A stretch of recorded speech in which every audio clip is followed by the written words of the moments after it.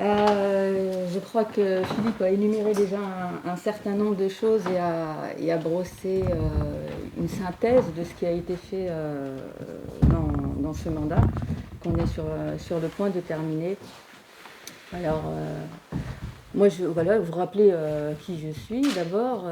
Je suis conseillère régionale sortante. J'ai été en charge de la commission des lycées et de l'apprentissage tout au long de ce mandat. Et je suis adjointe à l'éducation, à la jeunesse au numérique à la ville de Bar-le-Duc. J'exerce la profession d'assistante parlementaire du député.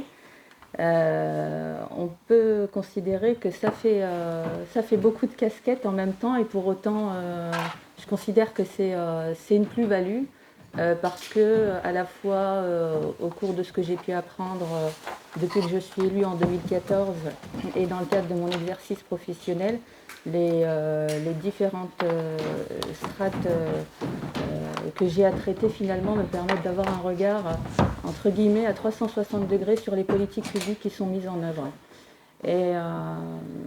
Et en politique,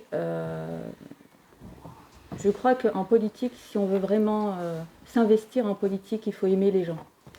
Et c'est là où je rejoins Jean Rotner, c'est que pour réussir à apporter des solutions aux gens, il faut savoir les écouter, les comprendre, se déplacer sur le terrain pour pouvoir analyser les problématiques qu'ils rencontrent et essayer de trouver des solutions.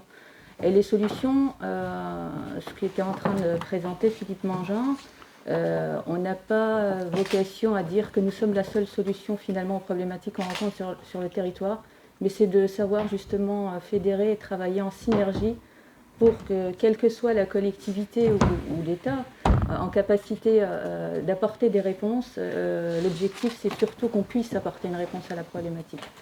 Et je pense que c'est ce qu'on a réussi à faire tout au long du mandat régional de la région Grand Est. On a d'abord travaillé à la construire, cette région Grand Est, puisque en 2016, nous avons travaillé à la fusion de trois régions dont on tient compte finalement de chaque spécificité et de chaque identité, puisque le Grand Est est profondément meusien, profondément ardennais, profondément champardonnais, vosgien et alsacien. C'est tout ça le Grand Est. Et ça, on a pu l'apprendre tout en parcourant le territoire, en allant à la rencontre des gens. Et plus particulièrement, moi, dans le cadre de ma compétence lycée, effectivement, j'ai été amenée à me déplacer sur l'ensemble du territoire. Et voilà, ce qui est vrai dans un lycée n'est pas forcément vrai dans un autre lycée. Et ça, c'est important en termes de message qu'on souhaite apporter à la jeunesse. Parce que plus particulièrement en Meuse, qui est un territoire rural, on sait que voilà, on a des données statistiques qui démontrent que les jeunes, finalement, ont moins d'ambition parce que ils sont freinés par une barrière psychologique liée à la mobilité, aussi aux exemples dont ils peuvent bénéficier dans leur entourage. Et après avoir mené un certain nombre de politiques en direction de la jeunesse sur ce premier mandat Grand Est, je crois qu'on peut se fixer comme objectif d'offrir les mêmes chances de réussite à chaque jeune et les mêmes ambitions, quelle que soit leur origine géographique, leur origine sociale. Et c'est ce à quoi on souhaite travailler durant ce mandat et sur des sujets qui sont transversaux. Parce que la jeunesse, ce n'est pas une politique finalement sur laquelle on va travailler en silo. La jeunesse, c'est d'abord l'engagement des jeunes à travers le Conseil régional des jeunes, mais c'est aussi des questions de mobilité, comme je viens de l'indiquer, des questions de logement, des questions de formation, d'éducation, des questions sociales et environnementales, puisque les jeunes, finalement, ils sont les premiers à nous demander de nous engager dans le domaine environnemental. Et si au sein des lycées, on a une dotation d'investissement transition écologique qui a vu le jour, c'est parce que les jeunes l'ont demandé. C'est eux qui ont attiré notre attention à ce sujet. C'est eux qui ont commencé à prendre des initiatives.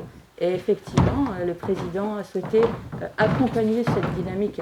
Je pense qu'il faut essayer d'envoyer un message positif à la population, aux jeunes et aux moins jeunes, et d'autant plus dans ce contexte de crise sanitaire.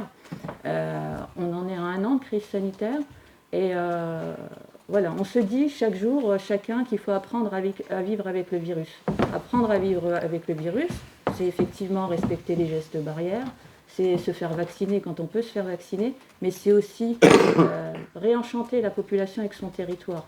Aujourd'hui, on a des pépites sur nos territoires et il faut savoir accompagner ces pépites pour qu'elles puissent se développer et être plus forts ensemble.